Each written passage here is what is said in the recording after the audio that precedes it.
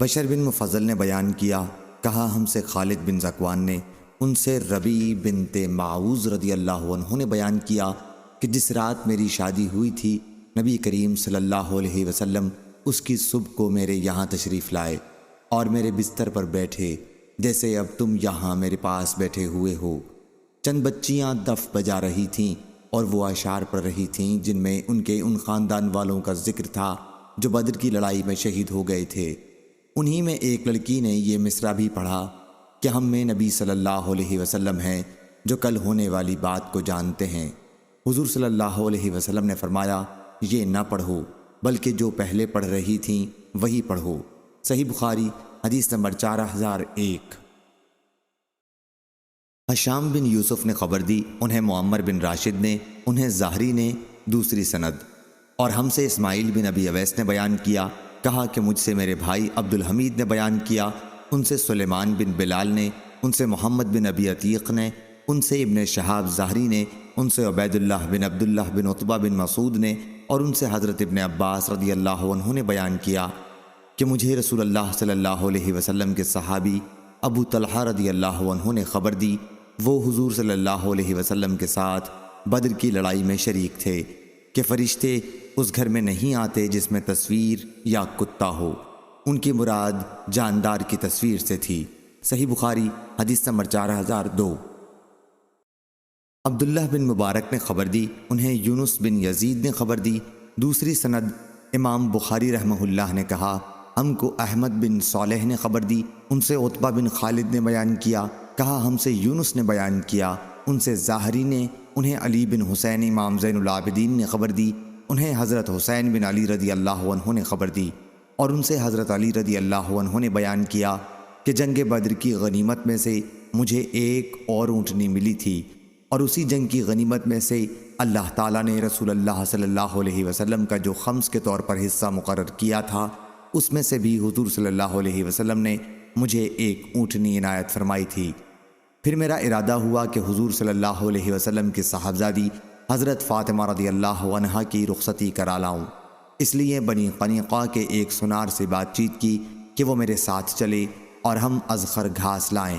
میرا ارادہ تھا کہ میں اس گھاس کو سناروں کے ہاتھ بیچ دوں گا اور اس کی قیمت ولیمے کی دعوت میں لگاؤں گا۔ میں ابھی اپنی اونٹنی کے لیے پلان، ٹوکرے اور رسیاں جمع کر رہا تھا۔ اونٹنیاں ایک انصاری صحابی کے حجرے کے قریب بیٹھی ہوئی تھیں۔ میں جن انتظامات میں تھا جب وہ پورے ہو گئے تو اونٹنیوں کو لینے آیا، وہاں دیکھا کہ ان کے کوہان کسی نے کاٹ دیے ہیں اور کوکھ چیر کر اندر سے کلیجی نکال لی ہے۔ یہ حالت دیکھ کر میں اپنے آنسوؤں کو نہ روک سکا۔ میں نے پوچھا یہ کس نے کیا ہے؟ لوگوں نے بتایا کہ حمزہ بن عبد المطلب رضی اللہ عنہ نے، اور وہ ابھی اسی حجرے میں انصار کے ساتھ شراب نوشی کی ایک مجلس میں موجود ہیں۔ ان کے پاس ایک گانے والی ہے اور ان کے دوست احباب ہیں۔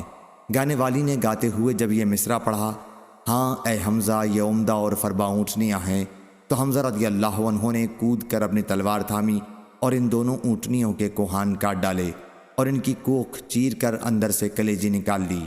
حضرت علی رضی اللہ عنہ نے بیان کیا کہ پھر میں وہاں سے نبی کریم صلی اللہ علیہ وسلم کی خدمت میں حاضر ہوا۔ زید بن حارثہ رضی اللہ عنہ بھی حضور صلی اللہ علیہ وسلم کی خدمت میں موجود تھے۔ حضور صلی اللہ علیہ وسلم نے میرے غم کو پہلے ہی جان لیا اور فرمایا کہ کیا بات پیش آئی؟ میں بولا، یا رسول اللہ صلی اللہ علیہ وسلم، آج جیسی تکلیف کی بات کبھی پیش نہیں آئی تھی۔ حمزہ رضی اللہ عنہ نے میری دونوں اونٹنیوں کو پکڑ کے ان کے کوہان کاٹ ڈالے اور ان کی کوکھ چیر ڈالی ہے۔ وہ یہیں ایک گھر میں شراب کی مجلس جمائے بیٹھے ہیں۔ حضور صلی اللہ علیہ وسلم نے اپنی چادر مبارک منگوائی اور اسے اوڑھ کر آپ تشریف لے چلے۔ میں اور حضرت زید بن حارثہ رضی اللہ عنہ بھی ساتھ ساتھ ہو لیے۔ جب اس گھر کے قریب آپ تشریف لے گئے اور حضرت حمزہ رضی اللہ عنہ نے جو کچھ کیا تھا اس پر انہیں تنبیہ فرمائی۔ حضرت حمزہ رضی اللہ عنہ شراب کے نشے میں مست تھے اور ان کی آنکھیں سرخ تھیں۔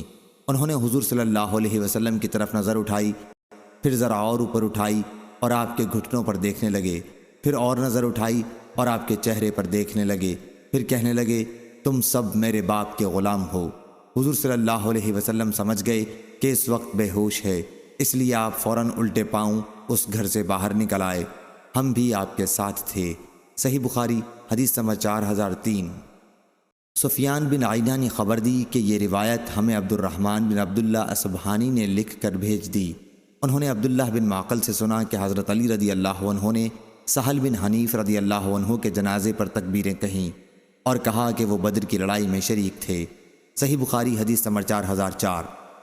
شعیب نے خبر دی، ان سے زہری نے بیان کیا، انہیں سالم بن عبداللہ نے خبر دی، انہوں نے عبداللہ بن عمر رضی اللہ عنہ سے سنا اور انہوں نے عمر بن خطاب رضی اللہ عنہ سے بیان کیا کہ جب حفصہ بنت عمر رضی اللہ عنہ کے شوہر خنیس بن حذافہ سہمی رضی اللہ عنہ کی وفات ہو گئی، وہ رسول اللہ صلی اللہ علیہ وسلم کے اصحاب میں تھے اور بدر کی لڑائی میں انہوں نے شرکت کی تھی اور مدینے میں ان کی وفات ہو گئی تھی۔ حضرت عمر رضی اللہ عنہ نے بیان کیا کہ میری ملاقات عثمان بن عفان رضی اللہ عنہ سے ہوئی تو میں نے ان سے حفصہ کا ذکر کیا اور کہا کہ اگر آپ چاہیں تو اس کا نکاح میں آپ سے کر دوں۔ انہوں نے کہا کہ میں سوچوں گا، اس لیے میں چند دنوں کے لیے ٹھہر گیا۔ پھر انہوں نے کہا کہ میری رائے یہ ہوئی ہے کہ ابھی میں نکاح نہ کروں۔ حضرت عمر رضی اللہ عنہ نے کہا کہ پھر میری ملاقات حضرت ابو بکر رضی اللہ عنہ سے ہوئی اور ان سے بھی میں نے یہی کہا کہ اگر آپ چاہیں تو میں آپ کا نکاح حفصہ بنت عمر سے کر دوں۔ ابو بکر رضی اللہ عنہ خاموش ہو گئے اور کوئی جواب نہیں دیا۔ ان کا یہ طریقہ عمل عثمان رضی اللہ عنہ سے بھی زیادہ میرے لیے باعث تکلیف ہوا۔ کچھ دنوں میں نے اور توقف کیا تو نبی کریم صلی اللہ علیہ وسلم نے خود حفصہ رضی اللہ عنہ کا پیغام بھیجا اور میں نے ان کا نکاح حضور صلی اللہ علیہ وسلم سے کر دیا۔ اس کے بعد ابو بکر رضی اللہ عنہ کی ملاقات مجھ سے ہوئی تو انہوں نے کہا شاید آپ کو میرے اس طرز عمل سے تکلیف ہوگی کہ جب آپ کی مجھ سے ملاقات ہوئی اور آپ نے حفصہ رضی اللہ عنہ کے متعلق مجھ سے بات کی تو میں نے کوئی جواب نہیں دیا۔ میں نے کہا کہ ہاں تکلیف ہوئی تھی۔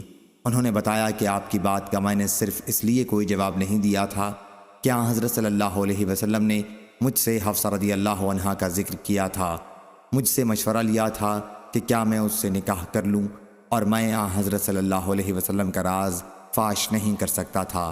اگر آپ حفصہ رضی اللہ عنہ سے نکاح کا ارادہ چھوڑ دیتے تو بے شک میں ان سے نکاح کر لیتا۔ صحیح بخاری حدیث نمبر 4005۔